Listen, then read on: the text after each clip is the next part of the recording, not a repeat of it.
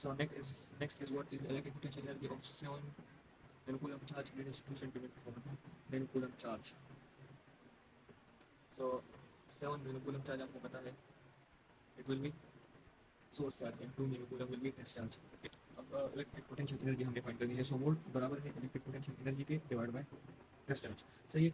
अब वोल्ट हमें पता है किसके बराबर है, के क्यू आर के. ये सोर्स चार्ज है, so K Q R is equal to U test charge. तो हम टेस्ट चार्ज को इधर लिखाएंगे, so it will be equal to K Q Q sorry U will be equal to K Q source charge test charge divide by R. सही है. अब are हमें पता है कितनी है, 2 सेंटीमीटर है. सो और हमें पता है 9 के 9 मल्टीप्लाई 10 टू पावर 9 के टेस्ट चार्ज आ जाएगा 7 नेनो कूलम आ जाएगा और सोर्स चार्ज आएगा 2 नेनो कूलम आ जाएगा और डिस्टेंस आ जाएगा 2 सेंटीमीटर. सो अगर हम इन सबको कैलकुलेट करें, so we will get the answer is 6.3 multiply 10 to power minus 6 I guess, something like that. आप इसको कैलकुलेट करें. Which physical quantity would result from a calculation in which a potential difference is multiplied by an electric charge. So simply अगर हम electric potential को charge के साथ multiply करें, so it will be equal to electric energy. Okay. Find the potential at a point where a charge of 1 coulomb is placed at a distance of 10 meter is. So हमें charge given है which is 1 coulomb और distance हमें given है 10 meter. सही है. और हमने potential find करें. So we know that potential is equal to के क्यू आर. अब के कितनी है, 9 मल्टीप्लाई 10 टू पावर 9. चार्ज कितनी थी, 1 मल्टीप्लाई आई थिंक 1 मिलीकूलम और डिस्टेंस थी 10. So 1 multiply 10 to power minus 3 coulomb हो गई चार्ज और डिस्टेंस कितनी थी, डिस्टेंस थी 1 10 मीटर. सो सिंपली अगर हम 10 को ऊपर ले जाए, so it will be equal to 10 to power minus 3. And अगर हम इसको ऊपर ले जाए तो ये 10 टू पावर माइनस 1 हो जाएगा. सो माइनस 3 और माइनस 1 माइनस 4 हो जाएगा. 9 1 9 और 10 to power plus 9 minus 4 will be equal to minus plus 5. सही है. अच्छा. सो अगर 9 को हम इस तरह लिख लें, अगर ये इस पॉइंट को इस तरफ ले आए, सो इट विल बी 0.9 मल्टीप्लाई 10 को पावर प्लस 1 हो जाएगा. So plus 5 plus 1 will equal two plus 6. अब हमें पता है 0.9 इज अप्रोक्सीमेटली इक्वल टू 1. सो हम 1 ले लेंगे और 10 को पावर प्लस 6 के बराबर है, मेगा के बराबर है. सो 1 mega volt which is option A. In the region where the electric field is zero, the electric potential is. So इसका ऑप्शन राइट है कांस्टेंट. अभी एक कंफ्यूजिंग एमसीक्यूज है और कंसेप्चुअल एमसीक्यूज है. आई थिंक एक कंसेप्चुअल क्वेश्चन भी है इसके बारे में.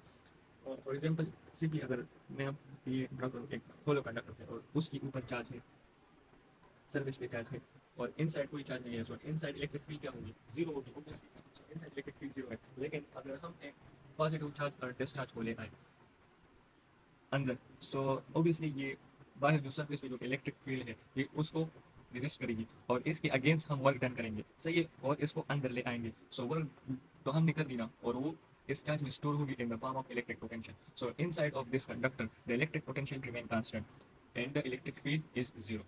Which expression using SI base unit is equivalent two volt. So volt को आप मैंने आपको बताया कि आपने ऐसा यूनिट में इसको किस तरह लिखना है या डायमेंशन इसकी किस तरह फाइंड करनी थी, मैंने आपको तरीका बताया था. वोल्ट किसके बराबर है, सबसे पहले हम फार्मूला लिख लेते हैं. वोल्ट बराबर है इलेक्ट्रिक पोटेंशियल एनर्जी की विच इज जूल और बराबर है चार्ज की कूलम के. अब जूल किसके बराबर है, सो वर्क किसके बराबर है, एफ एस के बराबर है और एफ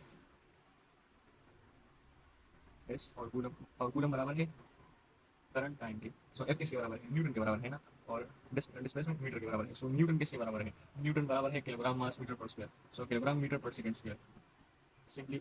और डिस्टेंस के लिए हमने मीटर लिख लिया और एम्पेयर करंट की जगह हमने एम्पेयर लिख लिया और सेकंड की जगह टाइम की जगह हमने सेकंड लिख लिया. सो देख लें किलोग्राम मीटर स्क्वायर, ये मीटर मीटर मीटर स्क्वायर हो जाएगा, ये second second square second cube हो जाएगा और ये एम्पेयर. सो एम्पेयर और सेकंड क्यूब अगर ऊपर चला जाए सो किलोग्राम मीटर स्क्वायर और ये अगर सेकंड क्यूब ऊपर चला जाए सो ये सेकंड -3 और एम्पेयर ऊपर चला जाए सो a -1. So option D. The work done in moving a charge along a potential surface is equal to 0. अब इलेक्ट्रिक अब वर्क डन किसके बराबर है, वर्क डन बराबर है पोटेंशियल डिफरेंस के और मल्टीप्लाई बाय चार्ज के. सो अगर पोटेंशियल डिफरेंस 0 होगी, इको पोटेंशियल लाइन क्या है, वो लाइंस या इको पोटेंशियल सरफेस वो सरफेस जिस पर पोटेंशियल इलेक्ट्रिक पोटेंशियल सेम है. So potential difference will be equal to 0. तो अगर पोटेंशियल डिफरेंस 0 के बराबर है सो ऑब्वियसली वर्क डन भी 0 के बराबर होगी. So no work done on moving a charge on equipotential surface. The equipotential lines are always perpendicular. ये बात याद रखिए. What is the potential difference between 2 points in an electric field? It takes 600 joule of energy to move a charge of 2 coulomb between these 2 points. So potential difference बराबर है work done के divide by charge के. So work कितनी है 600 joule है divide by हम charge 2 coulomb है. So 600 divide by 2 will be equal to 400 volt. Electric field is a potential gradient. So potential gradient is defined as negative negative change in electric potential with respect to displacement. So option C, negative change in electric potential with respect to displacement. The negative gradient of electric potential is also known as electric field intensity. The rate of same definitions are definitions of electric gradient or potential gradient. So rate of change of electric potential with respect to the very simple potential gradient. A potential gradient, the electric field will be minus electric potential difference with respect to displacement. The potential gradient between the two charge radial separation of 0.5 centimeter and potential difference of 12 volt. So हमें पता है कि electric field किसके बराबर है. Electric field बराबर है potential gradient किसके बराबर है. पोटेंशियल ग्रेडियंट या इलेक्ट्रिक फील्ड सेम ये दोनों इक्वल. सो पोटेंशियल ग्रेडियंट या इलेक्ट्रिक फील्ड बराबर है पोटेंशियल डिफरेंस की डिवाइड बाय डिस्प्लेसमेंट या the separation between two plates. So potential T 12 volt सही है और डिस्टेंस बिटवीन टू प्लेट्स कितनी है 0.5 है. सो 0.5 को हम और 0.5 है सॉरी इसमें यहाँ कर लेंगे. सो potential gradient is equal to potential difference distance between two plates. So potential T 12 volt और distance की थी 0.5 सेंटीमीटर. 0.5 मल्टीप्लाई 10 वोल्ट सेंटी की जगह हमें -2 लिया गया. अब 0.5 हमें बराबर है 1/2 के. इसको हम इस तरह लिख सकते हैं ना.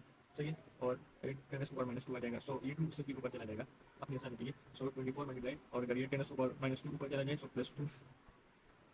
सो 2400 न्यूटन पर coulomb which is option D. Next is the potential difference between similar parallel conducting plate is known. Potential difference हमें पता है और हमें what additional information electric field strength find करने के लिए हमें क्या चाहिए. सो इलेक्ट्रिक फील्ड या पोटेंशियल ग्रेडियंट किसके बराबर है पोटेंशियल डिफरेंस की divide by separation between two plates. So option A separation between two plates अगर हमें पता हो और पोटेंशियल डिफरेंस भी हमें पता हो सो हम इलेक्ट्रिक फील्ड स्ट्रेंथ को फाइंड कर सकते हैं.